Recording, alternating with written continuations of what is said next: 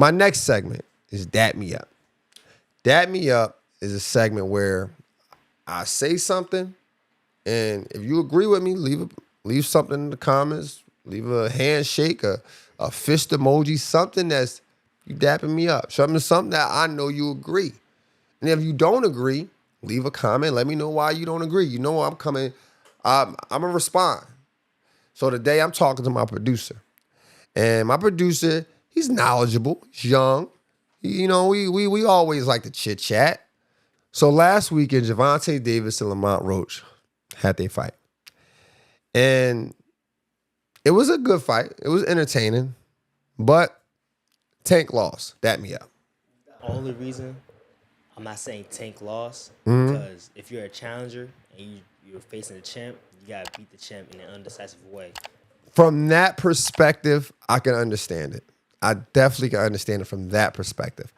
However, I'm looking at it through a lens of if Tank didn't have a name, if it was just two fighters, Tank lost on points. But we're going off the politics, and we're saying, oh, he got to beat the hell out of him. Then, okay, it's a draw. I still don't think he won. A draw is not a win. It's a tie. It's soccer is a tie. But here's my thing with that. I just think that they were competitive. I don't think Tank was himself. I don't know what it was. It looked like he had beef with his coach. I'm not going to put that on him. Maybe it's because they were friends before all this. So it's kind of hard to really want to knock him out, embarrass him. Or he could be trying to get his boys a check. It was a couple guys from DC on the undercard. So he could be just, looking out for guys, putting guys in position. Pause. It was a good fight. It was entertaining. But Lamont Roach, he's serious. He's a good fighter. And I think he underestimated him. Lamont came prepared. And I'm not going to say he won several rounds, but he won at least 2 more rounds than Tank, for sure. Tank taking a knee, would you consider that a knockdown? In the fashion that Tank took a knee, I don't consider that a knockdown. Tank wasn't even getting hit during that time. Now, if they was getting it in, he hit him, and he stepped away and took a knee like he did with Ryan Garcia, that'd be a little different.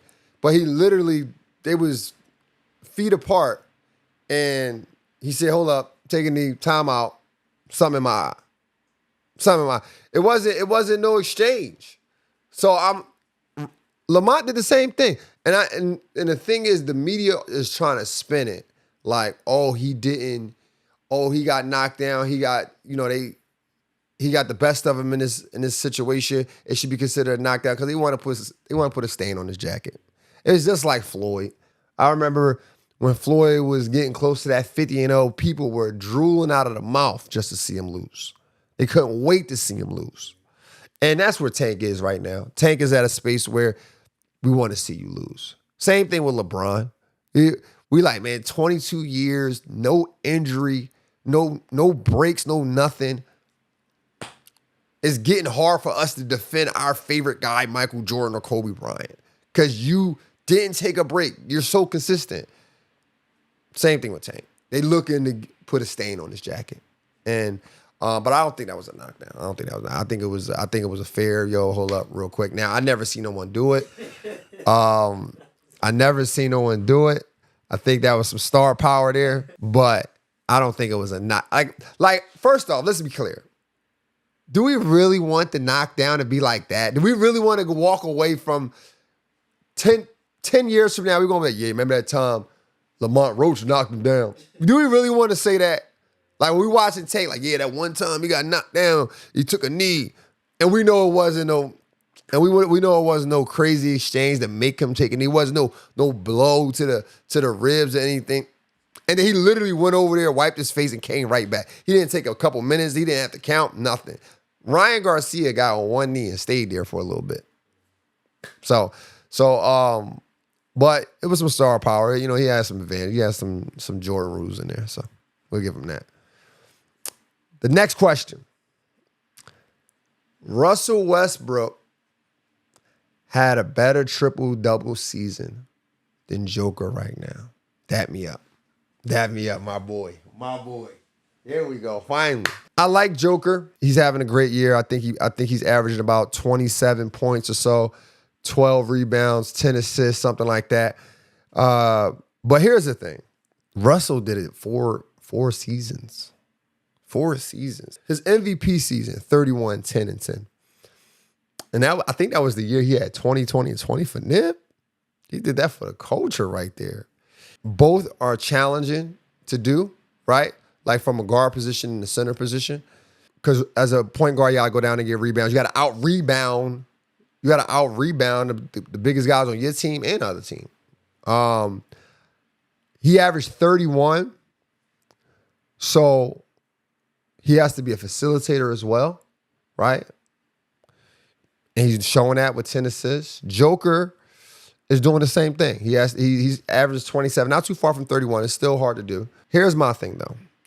The reason why people are going crazy right now, because Joker is averaging a triple-double as if Russell Westbrook didn't do it for 4 years, is because of his position, because he's a center. So we never seen a center do it. We've seen a point guard do it before Russell Westbrook, but we never seen a center do it. At least not in my time, anyway. So people are looking at the center position as through an old school lens. Like people are looking at the center position through an old school lens, where they like the center was the guy who just score and get rebounds. We didn't grow up seeing a center do this. And we didn't grow up seeing a center be a ball handler, a passer, shoot threes, and also grab rebounds, and for his size, the way he carry himself. We never seen it. So he's getting more praises simply because of his position, though. But I still think Russell Westbrook is going to have the best triple-double years of all time. Do you think you will see another player average a triple-double? Yeah. I think we're going to see another player average a triple-double. I mean, you got guys like Wemby out there. You got guys, obviously Joker. I think Giannis can do it. I think Giannis can do it as well if he can be able to pass out of a double team. Jason Tatum. I think Jason Tatum can do it as well. SGA. I think SGA can get there. He 6'7" guard. And the list probably goes on and on. But yeah, I don't think it would be as hard as it was before, right? Because now the players got more skill. They got more depth to their game. They got a bigger bag, as people would say, where they can do more. They can shoot threes. The center can now push the ball up the court and make the plays.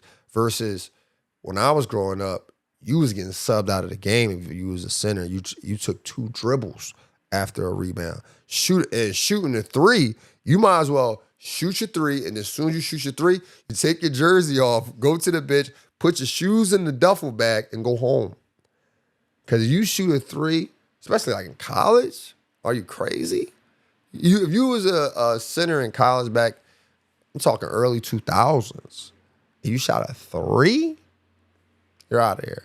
And you definitely didn't have the ball enough to make passes. I think Chris Webber was one of the top guys when it came to making passes from that elbow position or the elbow on the court. So, but it'll be more guys that do triple-double for sure.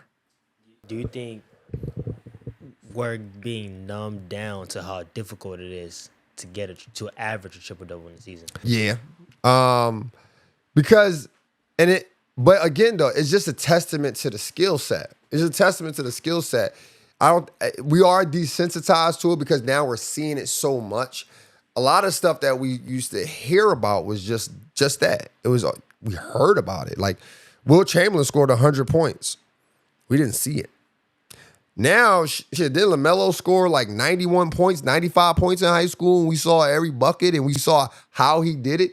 You know what I mean? A bunch of cherry picks and stuff like that. So it's not necessarily, I think now things is being desensitized because you see it on a nightly basis. You see it on your phone. You see it on the TV. You see it on your computer. You see a kid in high school doing the same thing. That's why I think the dunk contest is not a big deal no more, because you can go on YouTube and see someone do it better.